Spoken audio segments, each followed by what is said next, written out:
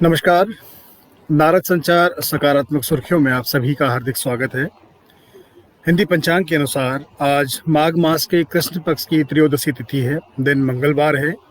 Gregorian calendar के अनुसार आज 9 फरवरी है 2021 है, जो कि वर्ष का 40वां दिन होता है और साल में अभी 325 दिन बाकी हैं।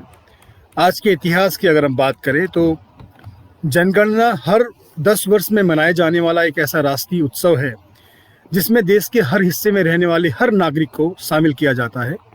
देश में 1871 के बाद हर 10वें बरस जनगणना होती थी। इस लिहाज से 1997 में बंटवारा और देश आज़ाद होने के 1900 के बाद 1951 में हुई जनगणना कहने को तो अपने आप में नवी जनगणना थी, लेकिन ये आज़ादी के बाद की पहली जनगणना थी और बंटवारे के कारण इसमें बहुत बदलाव आए।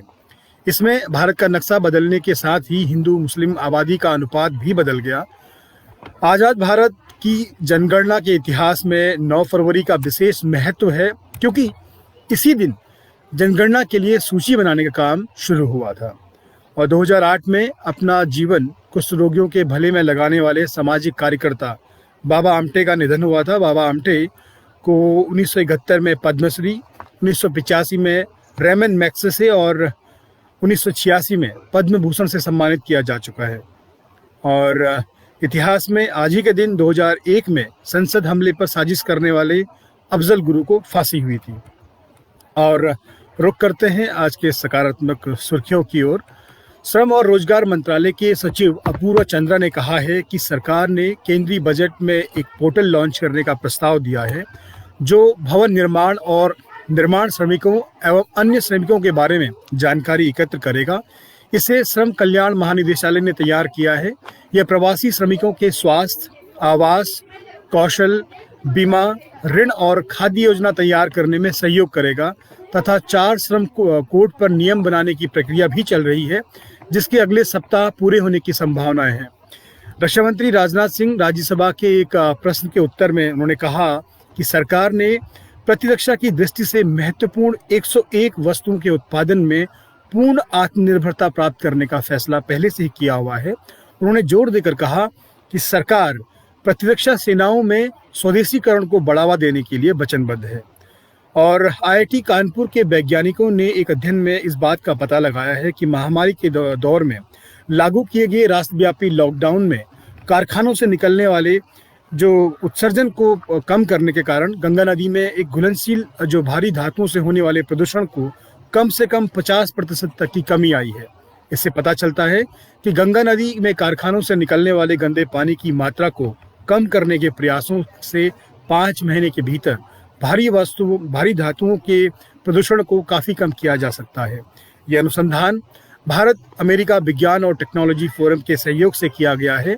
यह फोरम भारत सरकार के विज्ञान और तकनीकी विभाग तथा अमेरिका के विदेश विभाग के अंतर्गत एक द्विपक्षीय संगठन है। और भारतीय रिजर्व बैंक ने वर्ष 2019-20 के लिए लोकपाल योजनाओं की एक वार्षिक रिपोर्ट जारी करी है। इस रिपोर्ट में कहा गया है कि लगभग 35% अधिक शिकायतें मिली हैं। इसमें से करीब 92% का निपटारा किया जा चुका है। और कर्मचारियों को एक बड़ी राहत देते हुए EPF यानी कर्मचारी भविष्य निधि संगठन ने PF खाता धारकों को जॉब बदलने पर खुद ही डेट ऑफ एग्जिट यानी कंपनी छोड़ने की तारीख को ऑनलाइन अपडेट करने की सुविधा शुरू करी है। ये कदम PF खाता धारकों को काफ़ी फायदा पहुंचाएगा। दरअसल देखा गया है कि कई कंपनियां कर्मचारियों को डेट ऑफ एग्जिट को अपडेट करने में मदद नहीं करती हैं, जिससे EPF के सदस्यों को परेशानी का सामना करना पड़ता था। इससे पहले PF खाता धारकों को इस डेट को अपडेट करने के लिए अपने पूरे एम्प्लॉयर का इंतजार करना पड़ता था, मगर अब ये काम आप घर बैठे कर सकते हैं। और अंत में दुनिया के सबसे अमीर शख्स एलन मस्क की company space exploration technology corporation Starlink project के भारत आने की उम्मीद है, जिसके बाद भारतीय टेलीकॉम इंडस्ट्री में बड़े बदलाव देखे जाएंगे। स्पेस एक्स कंपनी भारत में शुरुआती तौर पर 100 Mbps satellite based internet service के साथ उतरने की कोशिश कर रही है। कंपनी $1 ट्रिलियन मार्केट के साथ भारत और चीन जैसे देशों में अपनी सर्विस शुरू कर सकती है। एक वेबसाइट के मुताबिक एलन मस्क ने भारत सरकार से सैटेलाइट बेस्ड ब्रॉडबैंड टेक्नोलॉजी को भारत में संचालन करने की इजाज़त मांगी है। Telecom regulatory of India Bharat में ब्रॉडबैंड कनेक्टिविटी को बढ़ावा देने के लिए पिछले साल अगस्त में एक कंसल्टेशन पेपर जारी किया था। नारद संचार सकारात्मक सुर्खियों में आज इतना ही। कल सुबह फिर आपसे इस समय मुलाकात करते हैं। तब तक के लिए आप स्वस्थ रहें, मस्त रहें। आपका दिन शुभ हो। नमस्कार।